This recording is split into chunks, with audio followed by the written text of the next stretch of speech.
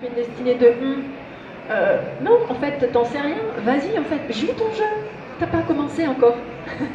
Donc, en général, les gens s'en rendent pas compte. Mais je vous assure, à partir du moment où vous dites go, je veux être un créateur et que vous faites le processus et que vous manifestez votre première pépite de soleil dans le secteur de vie choisi, vous commencez à vivre votre vraie destinée. Pas celle qui est à côté. Pas celle de tout le monde. Non, non. Vous, avec votre couleur à vous. Et c'est là que vous allez aimer la vie. Parce que vous allez sentir votre créativité au sein de tout ce qui vous arrive. Comme si vous vous rendiez compte qu'il n'y a pas un méchant ou un gentil qui fait en sorte que, voilà, que moi je suis juste une marionnette dans l'histoire, et puis après on s'en prend à Dieu ou à je sais pas qui. Non. On enlève tout le côté victime de la vie, tout le côté Dieu m'en veut ou je sais pas quoi, tout le côté rebelle, tout le côté soumis, tout ça, ça vient du chant. Ce qu'il me reste, moi, c'est juste que je crée avec qui je suis dans ma vie à l'infini. Et ça, c'est une révolution. Je vois un petit peu.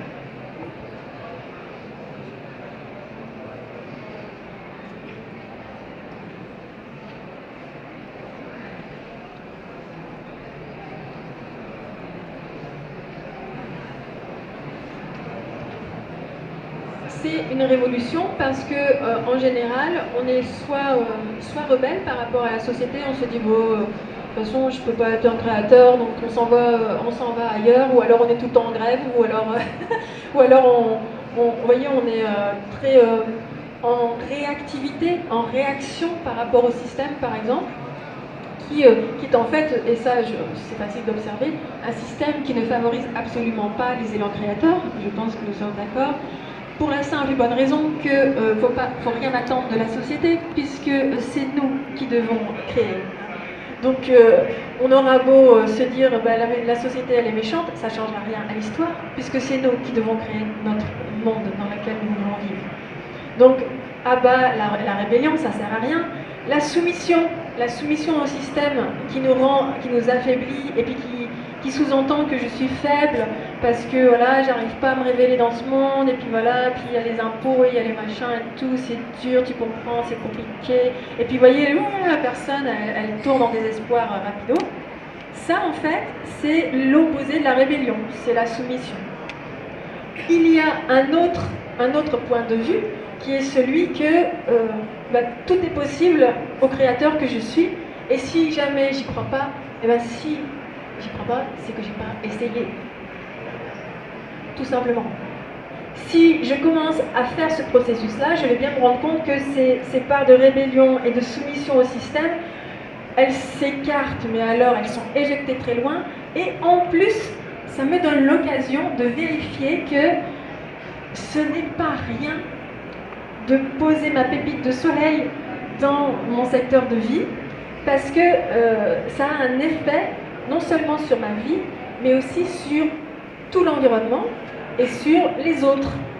Parce que nous sommes très très interdépendants, bien sûr. Donc autant dans le pire que dans le meilleur.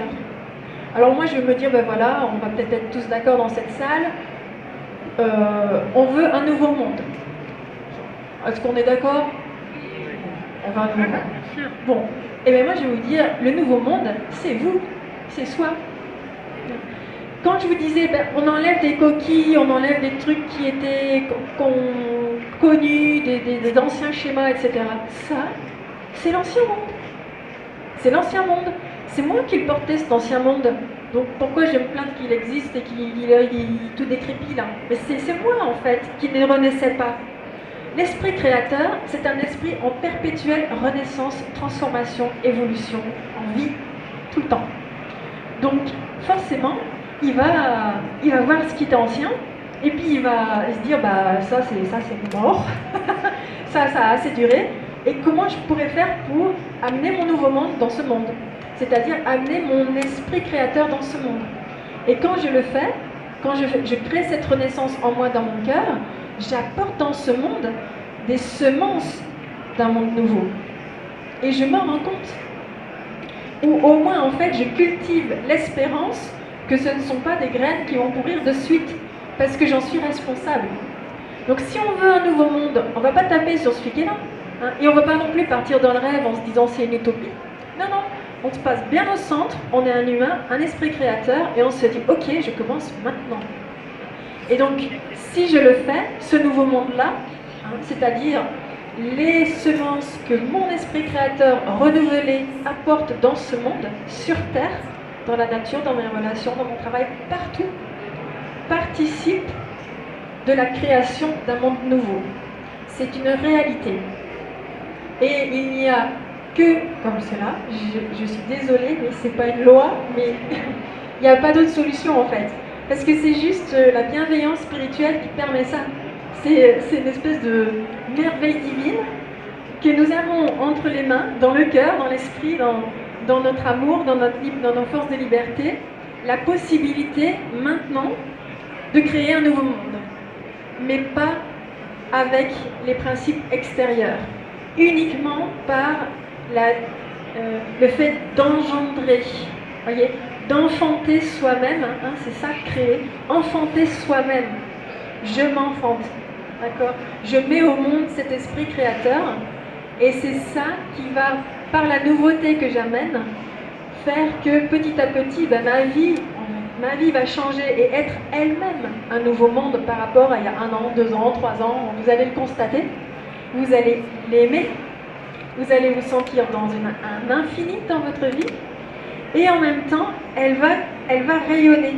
C'est comme une onde de forme. Vous connaissez les ondes de forme? Je pense que oui. Une onde de forme. Cette onde de forme-là, elle est solaire. Hein, elle part de la source. Et moi, en fait, j'ai appelé et j'accueille la réalité d'un fil de soie qui provient de cette source, mais en même temps, quand il vient toucher mon cœur et réveiller l'esprit créateur que je suis, ça forme ici, au niveau du cœur spirituel, au niveau du chakra du cœur, réellement un soleil aussi. Ça forme un soleil qui est absolument flamboyant, hyper lumineux, qui rayonne, qui n'a qu'une envie, c'est de se donner. Et ça, quand je vais l'agir dans mes paroles, dans mes actes, dans mes relations, dans mes secteurs de vie, quand je le plante, ça se concentre, parce que je suis présent en esprit, ça se concentre en un point et surtout en un temps donné, et ça fait le même effet solaire dans la Terre. Voyez, ça fait un effet boule de soleil, parce que mon acte est fécond. Pourquoi il est fécond? Parce qu'il est empli de mon essence créatrice, parce que je suis dedans. Et que l'esprit créateur, il peut absolument tout transformer, tout subtiliser, tout sublimer. Donc quand vous plantez un tel acte, vous pouvez vous dire, même si vous ne le voyez pas, vous êtes en train là, de créer une onde de forme, et cette onde de forme, c'est comme un soleil. Et quand on parle de nouveau monde, c'est de cela qu'on parle. Quand on dit le nouveau monde, ça veut dire que l'ancien, il va se transformer, d'accord?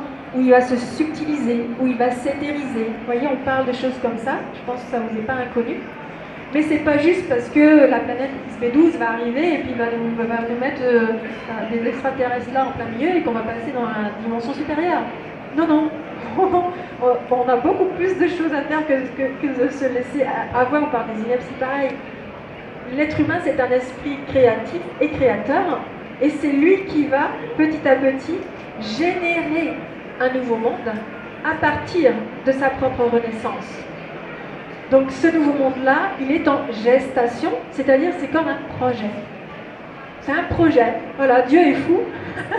Il a dit, tiens, allez, un nouveau monde, là, tu le vois, là, regarde, là, il y en a même qui arrivent à imaginer ce que ça peut être, à envisager la merveille que ça pourrait être. Regarde, on va tout recommencer sur des bases nouvelles et tout, des valeurs éthiques, sur l'amour, l'espérance, le partage, etc. Voilà, il y a comme un dessin. Et voilà, tiens, cadeau, je te le laisse, vas-y, fais voir ce que tu vas faire de ce projet-là. Mais l'esprit créateur, s'il est un minimum réveillé dans votre cœur, mais il dit j'adore ça, le nouveau monde, je suis le nouveau monde maintenant, je commence maintenant. J'en verrai peut-être pas le bout, Mais au moins je sais que je suis responsable de ma propre créativité, qui a un impact immense, bien plus que je le pense, et je suis responsable de cette création du futur. Vous n'êtes jamais, ou nous ne sommes pas responsables du futur, pas du tout, si nous ne réveillons pas l'esprit créateur en nous. Parce que le futur, il n'existe pas, ou il est une utopie, ou une catastrophe sur les médias, ou je sais pas quoi, ou tout simplement on a peur, on est terrorisé. Il n'existe pas vraiment tant que moi je n'ai pas décidé de me renouveler en permanence, et c'est-à-dire que mon temps présent, il est extrêmement court. Parce que l'esprit créateur, là, je suis arrivée il y a 1 heure au salon, j'étais un être, et 1 heure après, je suis plus le même. Je suis en perpétuel, vous voyez, renouvellement. C'est comme ça, c'est comme une espèce de sphère perpétuelle où je lâche sans arrêt des vieilles casseroles, et puis j'attire à moi, j'aimante à moi des choses qui ressemblent, des forces que je veux incarner, et puis je les conscientise et je les manifeste, et ça vire les autres, et ainsi de suite, perpétuellement, perpétuellement. Donc, quand j'entre dans cette dynamique-là, mais pour moi, le futur, il est bien, il a une envergure bien plus grande que mon mini-présent. Mon mini-présent, c'est juste là, regardez, je vais faire et voilà, ça y est, c'est déjà passé. Ce que j'ai dit est déjà mort, ça existe dans le passé. La majorité de ce que je vais vivre, c'est du futur.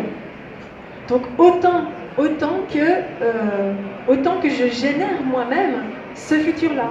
Et ce futur, je le fais descendre à partir du moment où je lâche les vannes et que dans mon cœur, à l'intérieur, je me dis waouh, alors là, moi je veux être ce soleil, ou je veux créer le nouveau monde. Vous voyez, quelque chose de grand, d'immense, de vaste.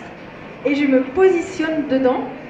Et après, je me place dans ce qui m'est donné comme scène de théâtre, pour arriver à manifester cet esprit créateur, cet esprit du futur dans ma vie.